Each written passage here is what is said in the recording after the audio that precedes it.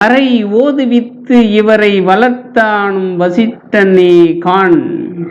பொதுவாக விஸ்வாமித்திரனுக்கும் வசிட்டனுக்கும் ஆகாது என்று சொல்வார்.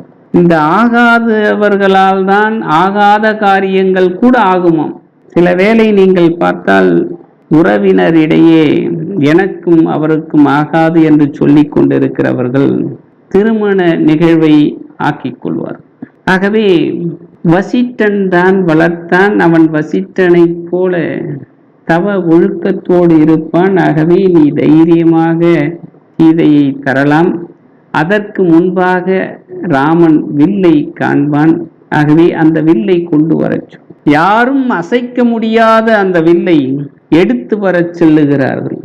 மத யானை பலம் கொண்டு 1000 வீரர்கள் சென்று எடுத்து வருகிறார்களாம். எடுத்து வருகிறவர்கள் அங்கங்கே இளைப்பாரி கொண்டு வருகிறார்கள். எல்லோரும் ஆச்சரியப்படுகிறார்கள். ஜனகனுக்கு மனம் இருந்தால் ராமனுக்கு தர வேண்டும் என்ற ஆசை உள்ளுக்குள் எழுந்துவிட்டால் உடனே தந்துவிடலாம். ஏன் இந்த பிள்ளை முன் அந்த வில்லை இடுகிறான் என்று அங்கிருக்கிறவர்கள் எல்லோரும் யோசிக்கிறார்கள். அந்த வில்லை இதுவரை வந்து பார்த்தவர்கள் யாரும் தொட்டு பார்த்தது கூட கிடையாது. வந்தவர்கள், தேரோடு வந்தவர்கள் பயந்து ஓடிப்போனதுதான் உண்டு. இதுவரை அதை யாரும் நான் ஏற்ற முயற்சிக்கவில்லை. அன்று முதல் இன்றளவும் ஆறும் இந்த சிலைக்கு அருகு சென்று இலர் போய் ஒளி தேர்வேந்தர் திரிந்தும் இலர் என்றும் இனி மனமும் இலை என்றிருந்தோம். ஆகவே சீதைக்கு இனி திருமணமே நிகழாது என்று இருந்தோம். நல்ல வேளை மாமுனியே, நீ ராமனை அழைத்து வந்திருக்கிறாய். ராமனாவது வில்லை வளைத்து என் மனத்தில் உள்ள குறையை தீர்ப்பானோ என்று ஆசையில் இருக்கின்றேன் என்று ஜனகன் குறிப்பிடுகிறார். 1000 வீரர்கள் சென்று அசைத்து கொண்டு வருகிறார்கள். அங்கே இருக்கிறவர்கள் அத்தனை பேரும் பேசுகிறார்கள். இந்த பிள்ளை முன்பு வில்லை இட்டவன் மா பாவி. இந்த முனிவனுக்கு ஞானம் சிறிதும் இல்லை. இவன் மன்னனா? யாரை பார்த்து? ஜனகனை பார்த்து. இவன் மன்னனா? கொடுங்கோலன். இந்த சிறு பிள்ளை முன்பு மிக பெரும் வில்லை வைத்திருக்கிறார்களே, இது நியாயமா?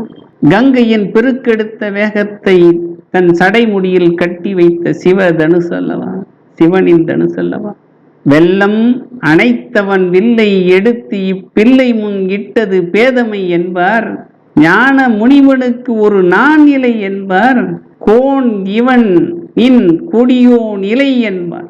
இப்படி பலவாறாக அங்க அவையில் உள்ள சான்றோர்கள் எல்லாம் இவன் செய்த செயல் மிக பெரும் தீமையான செயல். ராமனை மனதுக்கு பிடித்து விட்டதா? உடனே சீதையை தராமல் ஏன் இன்னும் இந்த போட்டியை வைத்துக் கொண்டிருக்கிறான் என்று எல்லோரும் பேசுகின்றார்கள். ஆனால் அவைக்கு வில் வருகிறது. எல்லோருடைய பார்வையும் அந்த வில்லின் மீது இருக்கிறது. வில்லை நோக்கி நகர்கிற ராமன் மீது இருக்கிறது. ராமன் எழுகிறான். தன் மாமுனி விஸ்வாமித்திரனை வணங்குகிறான். விஸ்வாமித்திரி முனிவரோ வில்லை வளைத்து சீதையை மணக்க ஆசீர்வாதம் செய்து அனுப்புகிறான். ராமன் வருகிறான், வில்லிடம் வருகிறான். அத்தனை பேரும் பார்த்து கொண்டிருக்கிறார்கள்.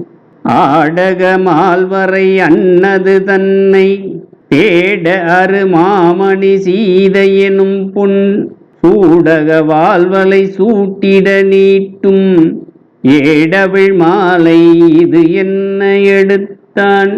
ஒரு குழந்தை போய் சாக்லேட் எடுக்கிற மாதிரி எடுக்கிறார் ராமபிரான்.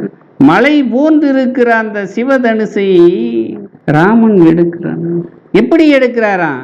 இது சீதைக்கு சூட்ட வேண்டிய பூ மாலை என்று நினைந்து எடுக்கிறார். யாராலும் அசைக்க முடியாத அந்த சிவதனுசை ஒரு சாதாரண பூ மாலை மாதிரி எடுத்துட்டார். இத்தகைய ஆற்றல் எங்கிருந்து வந்தது என்றால் முதல்ல கம்பன் சொல்றான். அந்த வீதியில நடந்து வருகிற போது சீதையினுடைய கண்கள் ராமபிரானுடைய தோலை தாக்கின. தோல் கண்டார் தோலே கண்டான். தாயாரினுடைய பார்வையால் ராமபிரானுக்கு மிகப்பெரிய சக்தி வந்துவிட்டது. பொதுவாக ஆலயங்களுக்கு சென்றால் தாயாரை சேவித்த பிறகுதான் பெருமாளை சேவிக்க வேண்டும் என்பார்கள். சைவத்திலே அம்பாளை சேவித்த பிறகுதான் சிவனை சேவிக்க வேண்டும். இப்போதெல்லாம் பிரதோஷம் பெரிய அளவிலே பேசப்படுகிறது. நந்தி தேவரை வணங்கி விட்டு வந்து விடுகிறார்கள். தாயாருடைய அருட்கடாட்சம் இல்லை என்றால் பெருமாள் அனுக்கிரகம் செய்வது அரிது. திருவரங்கத்திலே தாயார் சிறப்பு. படிதாண்டா பத்தினி என்று சொல்வார்கள். தாயாரையும் ரங்கனையும் ஒரு சேர பார்ப்பது ஒரே ஒரு முறைதான். தாயாருக்குத்தான் அதிக சிறப்பு மரியாதை என்பதை அறிந்த எம்பெருமான் ரங்கன் தாயாரைப் போலவே கோலம் கொண்டு வருகிறான். குரத்தாழ்வாரனுடைய மகன் பராசரப்பட்டரிடம் இப்போது நான் எப்படி இருக்கிறேன்? தாயாரைப் போலவே இருக்கிறேன். அழகு தாயாரைப் போலவே, ஆடை அணிகலன் எல்லாம் இருக்கிறது. ஆனால் தாயாருடைய கண்களில் இருக்கிற அந்த கருணை உம்மிடம் இல்லை என்று கூறினாராம். ஆகவே சீதையின் கண்கள் ராமபிரான் மீது பட்டதனால் ராமனுக்கு அத்தகைய ஆற்றல் வந்துவிட்டது என்று சொல்லுவாரும் உண்டு. இல்லை இல்லை, அது நீண்ட நாட்களாக பயன்படுத்தப்படாமல் இருந்த தனுசு, சிதலம் அடைந்த தனுசு.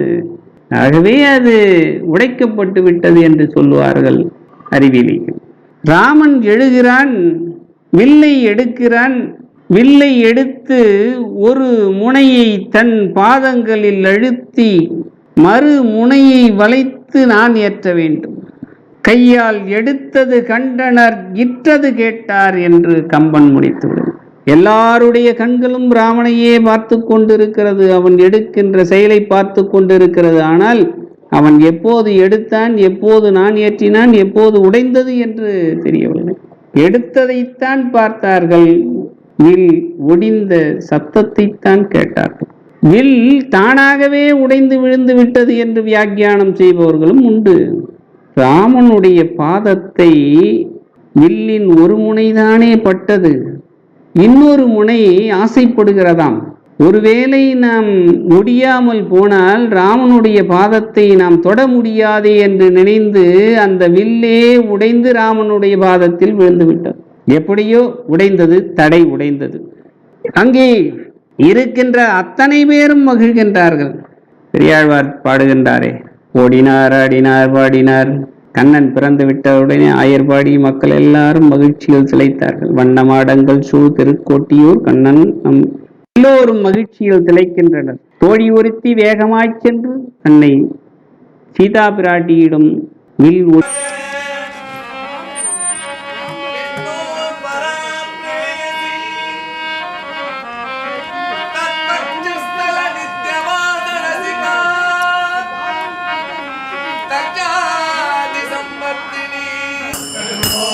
Hare